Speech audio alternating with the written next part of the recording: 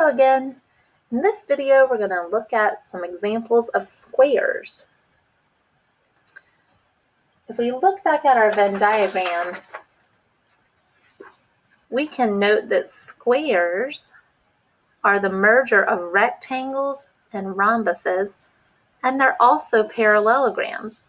So look at all the different properties that can belong to a square.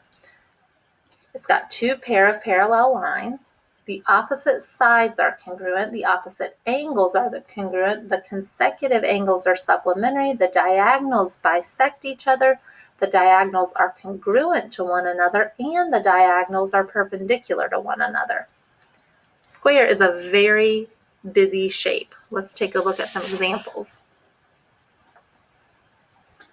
The example on the left says ABCD and DECF are both squares.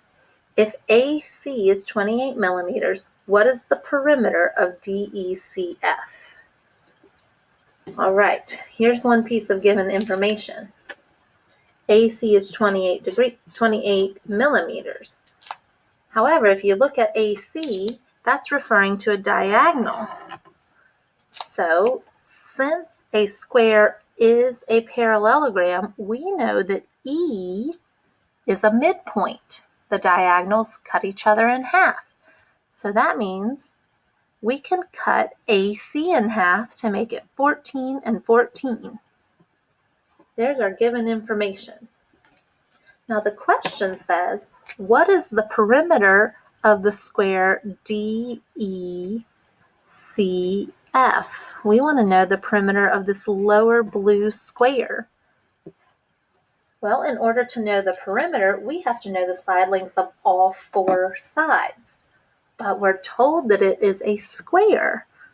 And we know that a square has 4 equal side measures. So each side measure is 14.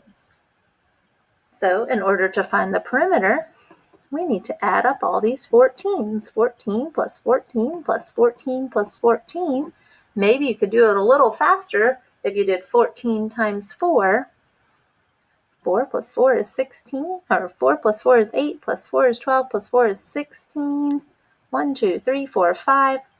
We're going to get a perimeter of 56 millimeters.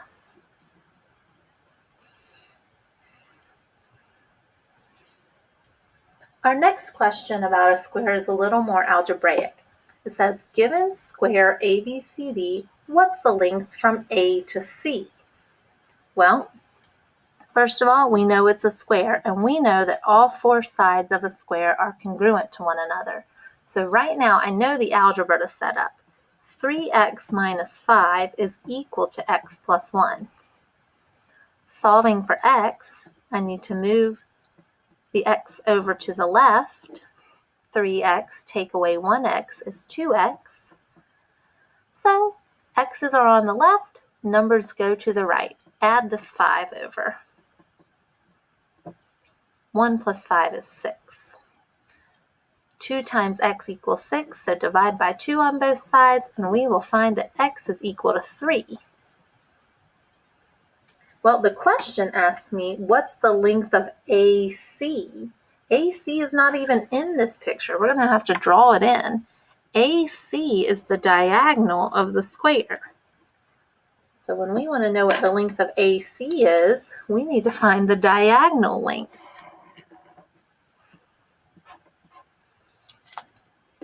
But right now, all we know is that x is 3. Well, let's plug this 3 back in and see if we can get anywhere. 3 plus 1 is 4. 3 times 3 is 9. 9 take away 5 is 4. Well, it makes sense that these two should be equal. In fact, all 4 sides of the square is equal to 4. How does that help me? Well, yet again, my eyes are drawn to a right triangle. I know this is a square, and I know that squares have 90-degree angles everywhere. And now I've got a right triangle in the middle of my picture here. I'm trying to find the hypotenuse. I'm given two legs, so right away, my mind goes to Pythagorean theorem. A squared plus b squared equals c squared. A and b are both 4. I'm trying to solve for the hypotenuse. 4 squared is 16. 16 plus 16 is 32.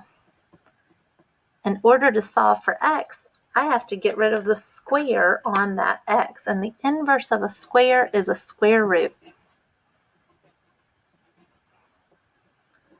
I'm going to use my calculator to solve for the square root of 32. The square root of 32, according to my calculator, is 5.65685 ... keeps on going and going.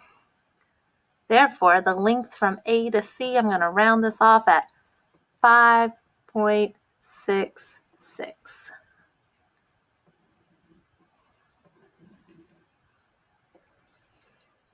Thank you for watching this video on squares. I hope that was a helpful refresher. Our next video will be about trapezoids.